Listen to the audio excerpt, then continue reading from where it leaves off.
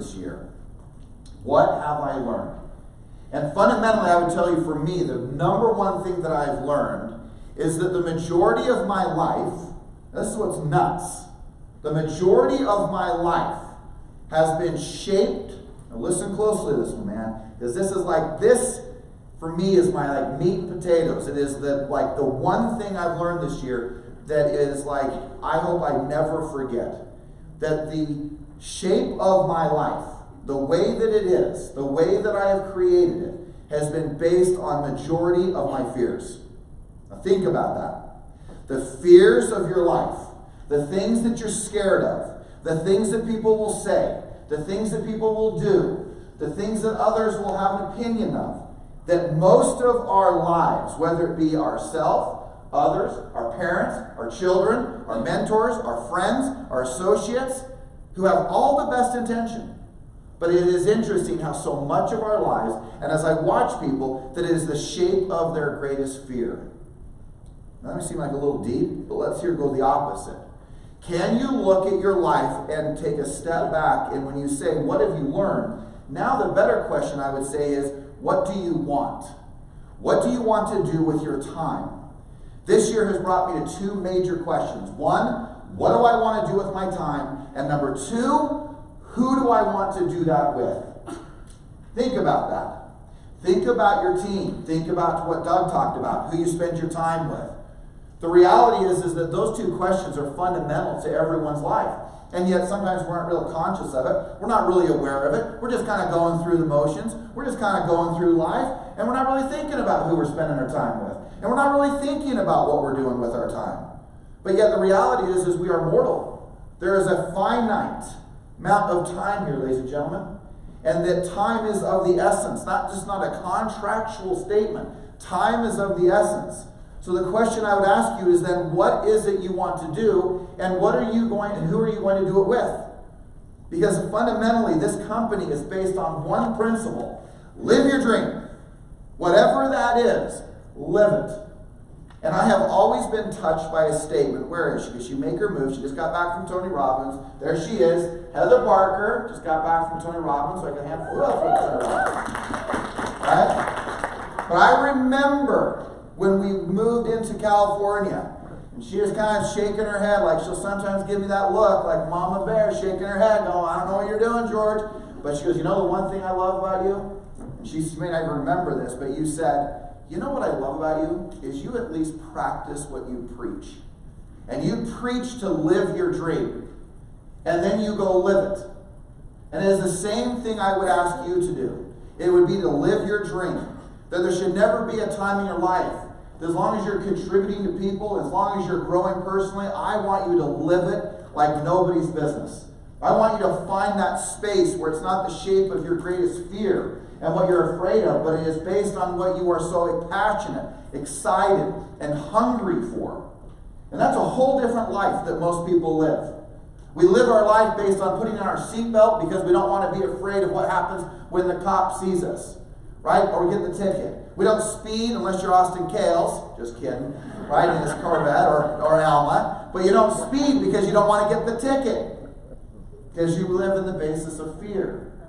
And my point is, it's not a criticism. Maybe there's that balance between doing what we're not doing what we're afraid of. But the reality is the majority of us are living so much of our life based on our fears. So much of what we're afraid of. So much of the what if. Well, what if that happened? What will they say? And what will they do? And who will be here? And who will stay? And what will be the argument to all of that? So with that, those of you know what I'm kind of priming the pump for here, ladies and gentlemen. That is that for me, for years, for 25 years, a great passion of mine, if you haven't figured out real quick, is my desire to see people become their very best. I learned early on that I want my whole life to be every moment that I show up that someone's life is better because of that. That if I'm in your environment, that you're inspired to do something better in your life. Do I do it perfectly? Heavens no. Just ask my 14-year-old son a few nights ago. I don't do it perfectly. But it is my desire. It is my want. It is what I want to have happen. I wanted that when I see the lady and I catch myself texting, going through the line, the lady's checking me out, the guy's checking me out, I'm like, oh gosh, get present. Hey, how are you doing? Looking them in the eye. Just the person who checks me out from the store. I want there to be a connection. I want to be present in the moment. You say, what does that have to do with real estate? I think it has everything to do with real estate. My observation is it has very little to do with what you say, and yet we put so much of an emphasis on the words that we say. It has to do with how people feel when they're in your presence. And the fact is that all I know is that when the call comes in and you didn't get the listing or you didn't get the buyer and they choose someone else and you ask them that question like this, like, hey, I'm just trying to get better. I want to know what made you decide to go that other direction. And the words are always the same, 9 out of 10 times. We just felt more comfortable. So what is it that you offer when you show up? How do you inspire people into action? How do people feel when you're there? I remember years ago, I can still remember so clearly this question. And this person is in the company still today. Actually, 2 of them differently, but one of them asked it more funny. And they asked the same question though. They said, hey, I've been watching you and observing you for a while. I said, okay, all right. Well, and he goes, I got a question for you. Do you really like people? And I was so stunned by the question. I was all, yeah. I actually do like people, most of them, right? Most of them, I like them. So you gotta love everybody, you don't have to like everybody, right? But then they said, the classic statement, well, I don't. I'm all, and you're in the real estate business. And I thought to myself, this business is about building people. This business is about becoming our very best. This business is about becoming more so you can do more, have more, accomplish more. And some of you have done extraordinary things. You have set new benchmarks, new personal bests, new records in your business. And the thing is that the question I would ask you is, are you done? Is there any more? Can you go to a whole other level? Can you accomplish so much more? In the words of Jim Rohn, he said to his mentor said to him, he said, man, go earn $1 million. Jim responded with the answer of, well, why? He goes, Jim, oh gosh, it's not about the $1 million. It's who you have to become in the process. If anybody knew me when I'm going to announce, and we're going to talk about what we're going to talk about in a second, the first answers that came back to me is, you're not going to earn any money doing that. You're not going to make money doing that. There's no money in that. People are failing at that. And yet they have no idea that that's not even my motive. My motive is the same motive that I wake up every day to when I stand out on my driveway, like I did today. I look to the sky and I ask this question. Today, who will be the one person that when I meet them, I will know that I was supposed to meet them to make a difference in their life? Who will it be? And that's the dialogue that goes in my head. Who will it be? Who will I meet? Who will I make a difference for? And you say, well, man, why is that really that important? Because I can't imagine moving through a day purposeless. I can't imagine a day moving through my life where I'm sitting going, well, that was a waste of my time. I don't imagine a day where I'm barely able to keep my eyes open as I fall asleep every night and I'm exhausted because of what I give and what I'm striving to do every day to not only live my own dreams, but assisting others to do the same. So I hope that as you see what we'll show you is, first of all, what this isn't, is I honestly believe I can say this to Jeremy's joke when I said I'm going to start a real estate brokerage. I said, nothing's going to change for you. And he said, nothing has changed my life more than you creating a real estate brokerage. I don't think necessarily, we're going to answer some questions. I'm going to just give this to you. But I want you to hear this first from me. And that is that we're excited that we're going to have another arm of our company, which is going to be a speaking and coaching side of our organization. It's where some of the most incredible agents, top agents, individuals who drip with integrity, drip with success, and are so talented beyond measure that group, those people, those individuals will be some of the great coaches of this organization. People would liken it to, although I have never compared it to in regards to what it will be in size, but I believe something similar could be as if you were to talk about a Keller Williams in regards to MAPS coaching, or nothing different than if you followed Mike Ferry, Buffini, Tom Ferry, or the next guru who shows, It's just simply another program, another process, and another way to you to get a message of mindset, skills, and discipline. No matter who you choose to follow in this process, which I'm so grateful that you're here now today. I'm grateful that you're in Everest. But there should never be a moment, never be a time, as I heard even Doug and others mention, like a Mike Ferry and others, there should never be a moment where there should ever be the opportunity to thank, to acknowledge, and to recognize who have helped us build, if you would say, the fountains of our success. And to me, I'm always grateful for Mike, and I'm always grateful for our relationship, and I'm always grateful for those that I've met, from the Mike Ferrys to the Brian Buffini's, and ones have impacted my life way beyond what I ever expected would be even the Tony Robbins and others.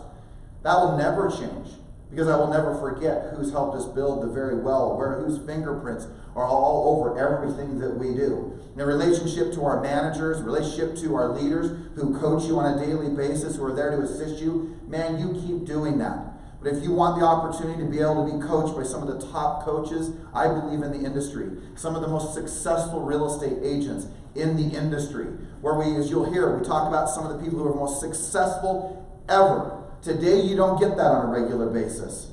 Because frankly, you know this, that other agents like a Dave Parker and others are not part of a charity. They're actually in the business to make money. But they also are people who want to willingly, like the Austins, the Daves, the Amy's, and others that I know who have come forward and asked me, Almas and others who have talked about this, and said, this day has come that you're going to build something. Yeah, that day has come. And the cool thing is we start this with a marketing department, an IT department, a finance department. This is not just some pie in the sky, hey, this will fail, because you know what? Get in line. For 10 straight years, I have a line a mile long today of how many people told me that this would be here. And when some of you, like Alma and Jason and others, were sitting in a room with 4 or 5 people who said there were more vendors, there were more title, escrow, mortgage, and home warranty people in the room than there were agents. Today, the good news is that we fill the halls of office buildings. 1 out of it, who knows? It used to be 1 out of 3, maybe it's 1 out of 5, whatever. But it is a significant amount of property is sold. 9,000 pieces of property will be sold. 9,000 families, individuals, people. And if you times it by 2, it's 18,000 people every year are touched by the efforts that you make every day. That should never change. All it should be is, man, there's another layer, another level of commitment to knowing that we are going to make a significant difference in our lives. We're going to. You're going to continue to.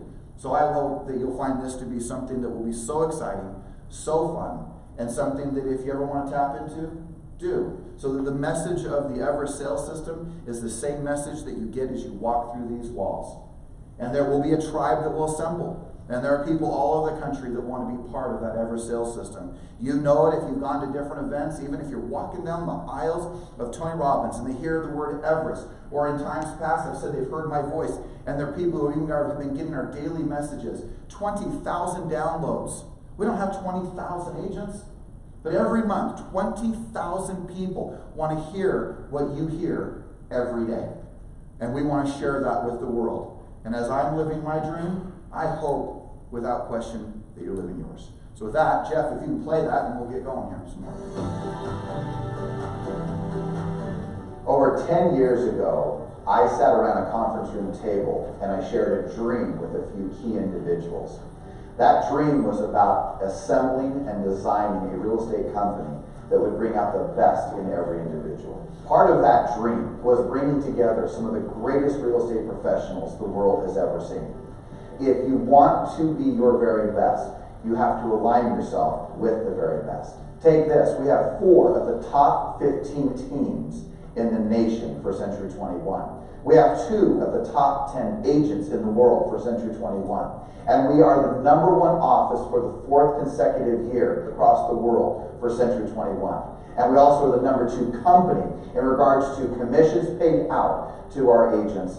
I am so excited to announce the launch, the beginning of the Everest sales system.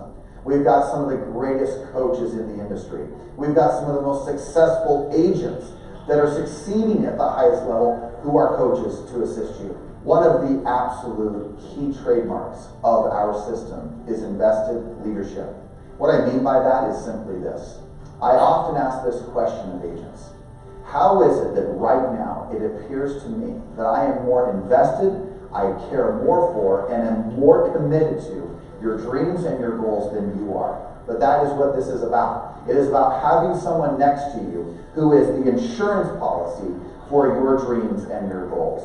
And the reality is, every person needs someone in their life who believes in them, sees the possibility in them, and what's possible for them. That is what the Ever Sales System is about. And that is why I am off the chart excited about it. There's so much noise out in the marketplace telling you the market's crashing, the market's changing, rates are going up, rates are going down, inventory's up, inventory's down, other agents are doing this, managers and brokers are doing that. I would challenge you to be so careful who you listen to. The one thing you can control is you. How are you being held accountable? How are you being taught? How are you protecting your mindset, your skill sets, and your personal disciplines? The Everest Sales System is really about charting a path to your success.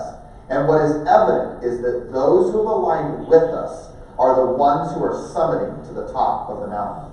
How important are your goals? How important are your dreams? Are they important enough that you're going to make a phone call? That you're going to reach out to us and find out truly what is possible for you?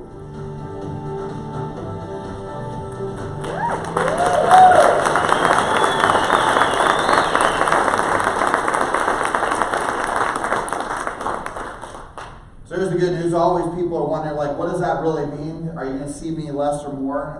Some of you probably want to see me less, so that's good. It'll just actually, we'll say you'll see me less. The reality is, I think you're going to see me more. This has been a brainchild for so many years and so excited. But I echo again, there should never be a moment, never be a time that whatever path you take, as long as you're growing and contributing and living the life that you design, you know what? We're going to champion that cause no matter where you choose to get your instruction, where you choose to get your education, where you choose to become more. So with that, I just want to have two people stand. So Lindsay Wardle and Judy Forden. Can you guys two stand? Look at these two great ladies, all right?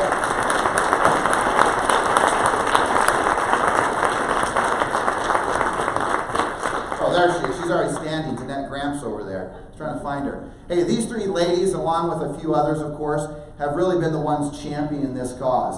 I look at all the hard work. If you don't know who Judy has been in the industry for 20 plus years. She's built some great offices in the Michigan area, has managed, has recruited, has built, and then also for the last 14 years has been an extraordinary coach for the Mike Ferry organization. And, or I guess 11 years has been a coach for the Mike Ferry organization. And so we're thrilled that she's actually our senior vice president over the coaching divisions. And then you have to know our one and only Miss Lindsay Wardle, who is, I don't know if you guys know this. Actually, just out of curiosity, how many people were recruited by this lady? It's kind of fun. Nearly half the room. And I want to point out the fact that between these two, we have two sections. We're going to drive a whole process with agents. We're going to drive a whole process where Lindsay's going to oversee the leadership side for the managers, the coaches, the managers, the recruiters, the broker owners, and of course actually I think I'm naming all broker owners, managers, recruiters. Got it. So senior VP of that, and then Danette Gramp, as you know, and her team with Jeff and McKiley have done an extraordinary job. Everything you see up here is from the work that her and her team are doing. So thank you, ladies, for everything that you're doing. So thank you for being here. Okay? All right, let's go to this next thing just real quick. So look, if you want to go, it's the eversalessystem.com. If you want to go to the website, you're welcome to go there. You'll see some of the different videos, testimonials. You want to schedule a call, a coaching call with one of our great coaches, you're going to go right in there, and literally within like less than 30 seconds, you can schedule a coaching session and see what this is all about. And it should be an extraordinary thing. And then, anything else on that? Is that it? That's it, right? All right. So with that, hopefully it stirs lots of thought and question at some level. But really the ultimate question should be is, how is this going to help me do more business? And really what it has to do with is, we're going to have events, we're going to have seminars, we'll have a few different conferences, a few big ones twice a year. We're going to have an emphasis on managers. There's the things that we've been assembling and we've been, I guess, aligned with for some time. But the things you have to remember is that there's 7,500 or more offices in North America for Century 21. I say that to you because what's important is the fact that although there's a group of people that may follow other different trainers, there are thousands of people who are desperate for what we do as an organization. And what we may think is so common and everyday, the reality is it is just simply not an everyday event. So we're really excited to bring that to the marketplace, not only to those managers, those recruiters, those broker and owners, but also to the agents. You look at who we are as an organization and you look at the number of names that are on that list, and even in the top 100 of offices, teams, and individual agents is really, frankly, quite extraordinary. If you take it on a world level, we actually control anywhere between 10 to 40% of the top 10 people in the industry for real estate sales, whether it's agents, offices, company, or individual or team. So it's going to be a great time and a very exciting time. So, did I miss anything, Sam? Did I say it all politically correct? Probably not. But Okay, all right, perfect. Well, it's being recorded, so the good news is you can hold me accountable forever. All right, so thank you. We're excited. If there's any questions, we'll be here and we'll talk more about it. So, next point. All right. So one of my favorite things in regards to the Everest story is simply this. It is all about climbing to the top. It is about getting to the top. It is about making sure that at the end of the day, you can look back and you can get there. And today I wanted to share with you what I consider to be some of the single most important leadership principles. Like, I look over the last decade, I loved it. I love some of those photos. You know, I love the photos of the past, looking back and go, man, a whole decade has passed. A decade, 10 years. As I was sitting with Mike, where's Mike? I saw Mike. Mike's right there. I was sitting with Mike today. And we were talking. He goes, hey, would you give me advice? And said, hey, here's the advice.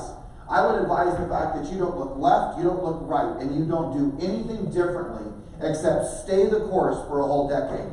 I can remember with Jessica Terry sitting here. And I remember when she came to me and said, man, I'm looking at all these different things. What should I do? And I still remember saying to her, just stay the course for 10 years. Today, she's one of the top 5 companies in the entire company. I remember over and over again with top people in the top 10 of this company where often they want to look left, look right, maybe do something different, change companies, change this, do that. And all of a sudden, my whole point to them is just stay the course. See what can happen if you stay the course. See what can happen if you are on an expedition up to the top of the mountain. Stay the course. See what's possible. Don't waver. Don't get off track. Don't move offline. Stay in your lane. Stay the course. And again, see what can happen. It's fascinating to see what happens. You read books like the Outlier book, the book Outliers, and you'll see that what is consistent about all the people who stand out is it took them a decade to get there. But some of us will do something really strong for a year or two, maybe a month or two, maybe 3 or 4 years, and then we divert. My observation in building this organization, in not wavering off of it, is interesting that over a decade, what is possible? Then I look at the recommitment of what happens with another decade of growth. What happens with mortgage? What happens in the title and escrow industry? What happens in regards to our Everest sales system, our coaching company? What occurs if you just stay the course? Because 10 years from now, on November 12th, I'm really interested to see what Everest looks like.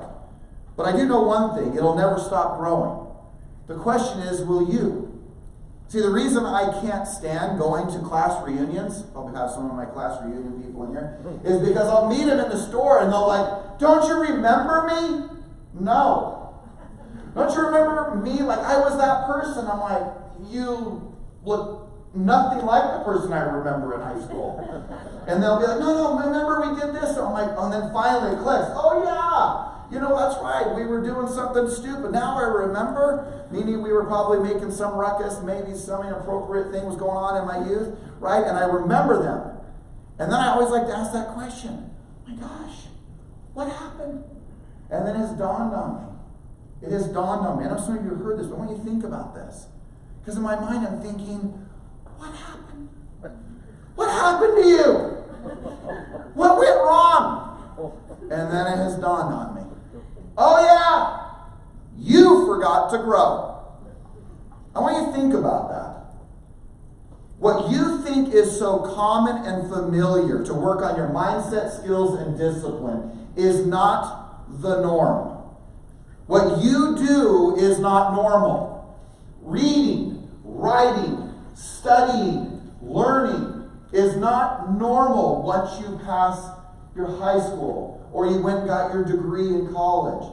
People, I remember Steve Forey saying this years ago, one of my great mentors, and I remember him saying this. He said, hey, just a warning, most people die at 40 and buried at 80.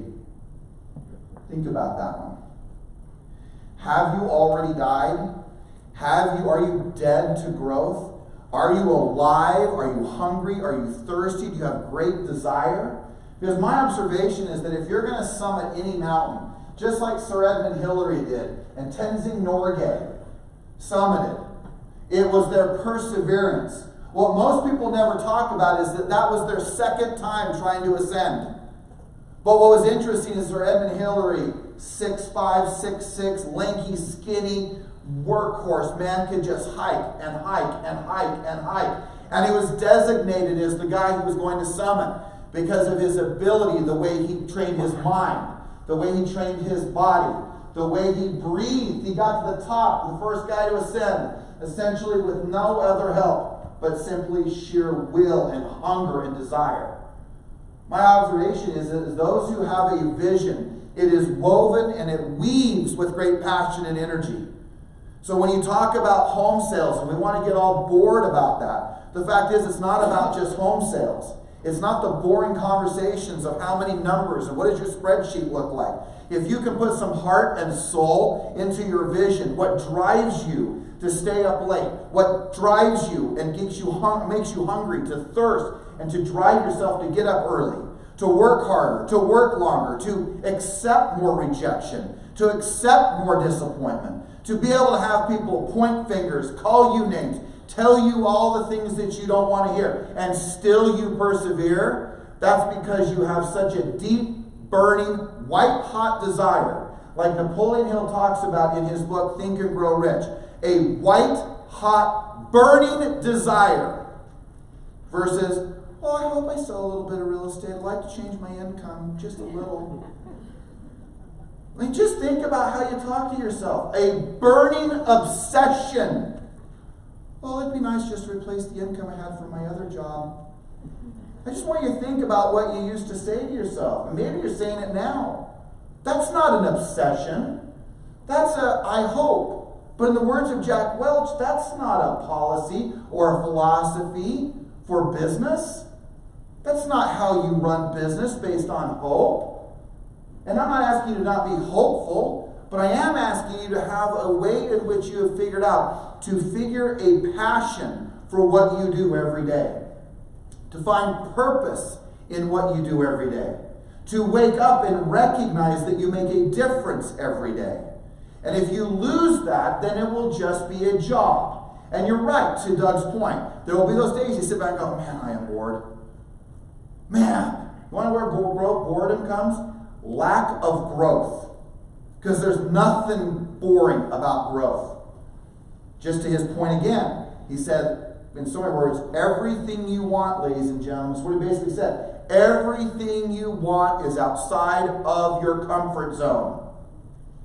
So how comfortable are you? How uncomfortable would it be for you to ascend to the top of that summit? And that summit to me represents everything that's sacred to you, everything that's important to you. And instead of shaping based on the fear of, oh gosh, that mountain's really intimidating, fear shaping your life versus your dreams, your desires, your wants, the trips, the person you want to become, the people you want to serve, the individuals you want to help, all of it sit at the top of that summit. But that will require of you to become more. Because the guy who came on the mountain at the year of 1958, oh my gosh, that's Bannister, who was in 59. In 53. In 1952, who summited, didn't make it. And when he was on a stage in Great Britain, there was a huge picture just like this on the wall of the stage. He walked over to it and he said, Everest, I will conquer you because you stopped growing and I will not. What do you think about that? We will so often change our vision, our goal, our dream, our most sacred desires in the shape of our greatest fears, disappointments, and struggle. That's what it will shape it. And then we will take a step back and say, well, I had to change it. I needed to. And you'll change your goal. You'll change your dream. Instead of just simply changing the approach. What do you think they did on that mountain, ladies and gentlemen? They changed their approach. They changed the way they were ascending. They put more things in place to ascend to the goal. They didn't go, well, we'll just go to a different mountain. The second highest. The third highest. We were going to feel really good about ourselves. We're going to get, we'll climb King's Peak. We'll all feel good. By the way, it's one of his last hikes, Doug. Did you know that? Was Sir Edmund Hillary on an Eddie Bauer commercial came and hiked King's Peak. I was there when he was there. We were there, and I didn't see him. That would have been way cool, by the way. He passed away shortly after that for an Eddie Bauer commercial. Well, my point is he didn't pick a different mountain and then act like he still summited Everest. That isn't what he did.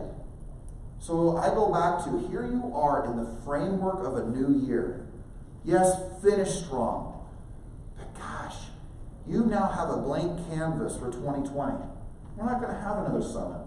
You're going to see me thank you and acknowledge you, your families, at the next movie thing that we do for the holidays. But this is it. For some of us, this may be the last time we really have a conversation. So the questions that I pose to myself every year, that I write in my journal, if we sat down one-on-one, they're the questions I want you to write down. And I hope that you'll answer these questions. And I hope that you'll take the time and put a paragraph together. For some of you, they won't be new. But look, just like Socrates said, that learning is remembering. So are you going to remember? Are you going to remind yourself that if you don't know where you're going, how can you make great choices during the day? If you don't know where you want to go, how will you decide what the activities of the day will be? How will you know how much to prospect if you really aren't centered with emotion and heart and soul behind what you really want? The beauty of this industry and this business is that it can give you everything that you want economically, but so much of it is dependent upon your passion and your purpose that you bring behind it. That's who people want to be with. That's the people who show up at the listing, work with the buyer. They feel it. As Doug even said, I love it. I have many happy clients. You think that's an accident? It's not at all. It's purposeful. And that I want you to make sure happens for most of you. If not all of you. Because you'll take that action. You'll hear what's being said. So with that, let me just give you these questions. Here's number one. First question I always will ask someone. What are you unwilling to accept any longer in your life? Some of you may say, well, I've heard that before. Okay. But have you answered it? What are you unwilling to accept